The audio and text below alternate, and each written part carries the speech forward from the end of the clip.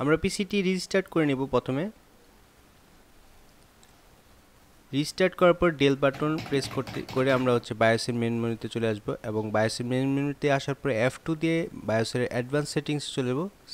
তারপর সেটিংস থেকে আইও পোর্টটি সিলেক্ট করব।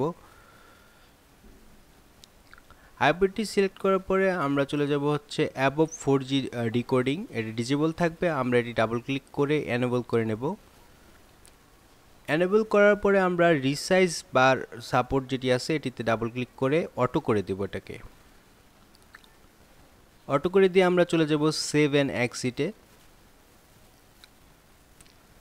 এবং সেভ অ্যান্ড এক্সিটে যাওয়ার পরে আমরা সেভ অ্যান্ড এক্সিটে আবার ক্লিক করব। ক্লিক করে ডাবল ক্লিক করার পরে পুনরায় চেক করে আমরা ইয়েস বাটনে ক্লিক করে আমাদের বায়োসটি রিস্টার্ট করে নেব।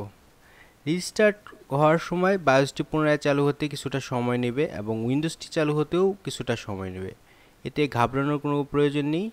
খেয়াল রাখতে হবে যেমন আপনার পিসির পাওয়ার কাট না হয় অথবা আপনি পুনরায় বেশি সময় নেওয়ার কারণে ঘাবড়িয়ে যে রিসেট বাটনে চাপ দিয়ে রিসেট করবেন না পিসি।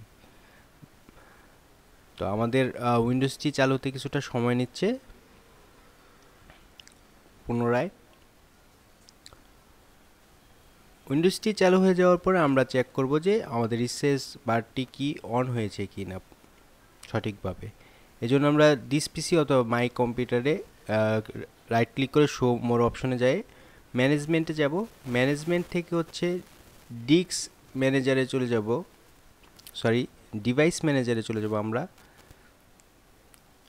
ডিভাইস ম্যানেজার থেকে আমরা চলে যাব ডিসপ্লে অ্যাডাপ্টারে এবং ডিসপ্লে অ্যাডাপ্টারে আমাদের ডেডিকেটেড যে গ্রাফিক্স কার্ডটি আছে এটিতে রাইট ক্লিক করে আমরা প্রপার্টিসে চলে যাই, রিসোর্সে যাব। রিসোর্সে যাওয়ার পরে লার্জ মেমোরি রেঞ্জ যদি এই অপশনটি দেখতে পাই তাহলে বুঝতে হবে যে আমাদের রিসোর্স বারটি অন হয়ে গেছে। Thank you for watching this video. Please like, share and comment.